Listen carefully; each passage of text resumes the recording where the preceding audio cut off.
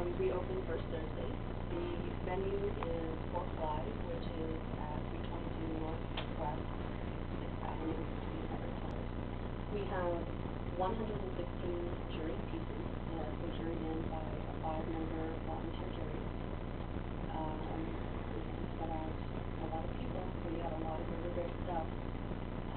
There is every medium from sculpture to incredible handmade shoes from Gabriella, like we have painting, sculpture, we have a lot of photography, oil, lily cuts, pretty much everything. The cost just to get into the exhibition is $7.50. So if you want to just come to see that, you're welcome to do that. It's completely separate from the main festival. And we did that on purpose to make the art show a little more accessible to people who might not be comfortable going into what they might think is a school bus. USA! Which is really doing it a disservice because it's so much more than that. But that joke was a reference to the Channel 6 news coverage. Right. Well, and let's get back to that. There's a sensationalist aspect, right, that a lot of people are going to key to.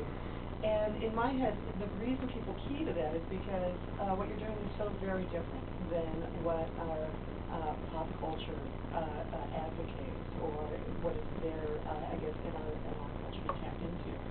And that is, there's this odd dichotomy, and I'm sure that you all have noticed this. So let's talk, let's take our conversation there for a minute.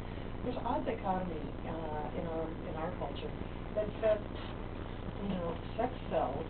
Everything is generated.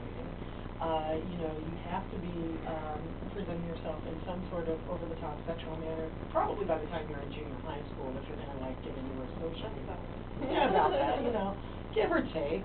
And at the same time, abstinence only, and by all means, the idea of something, I like to refer to sacred sexuality. That is a very edgy concept for a lot of people. There's, sex is sinful, it's dirty, it's private, it should be hidden, we have to keep it away from it. Oh my gosh, not in front of the kids. We can't have anything that might be even remotely like anyone has ever had sex before in their life. If children are present, we don't know where they came from. And so there's this real odd split. It's a schism between a hyper-sexualized reality, with media especially, and a very puritanical society wherein sex is dirty, hidden, and we don't talk about that sort of thing. Gabriella, let's start with you. Is her email address. Excellent. Actually, I think the schism is not accidental, and it's encouraged by society. It's a way to keep people feeling like there's something wrong or wrong with them or missing in their lives, and that's played upon all the time, and it actually makes people better consumers, more pliable, more controllable.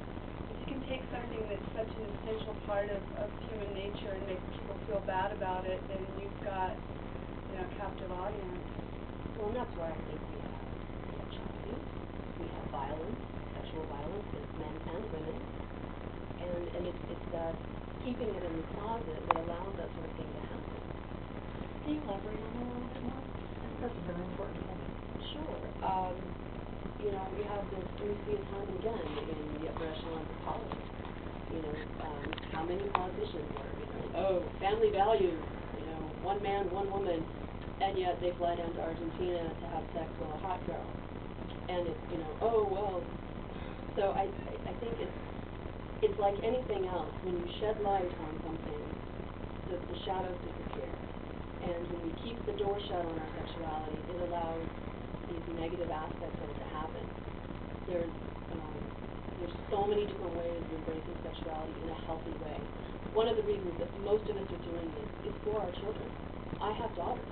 I want my daughters to grow up in a society where they can embrace their sexuality without being termed something negative.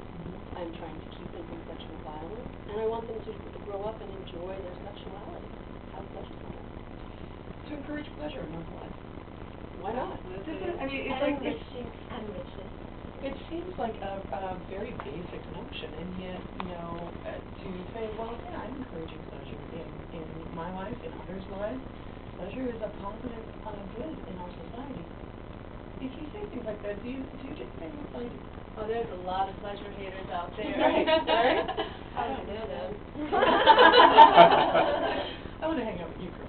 Yeah, you should. Our studio downtown. Oh, at Industrial.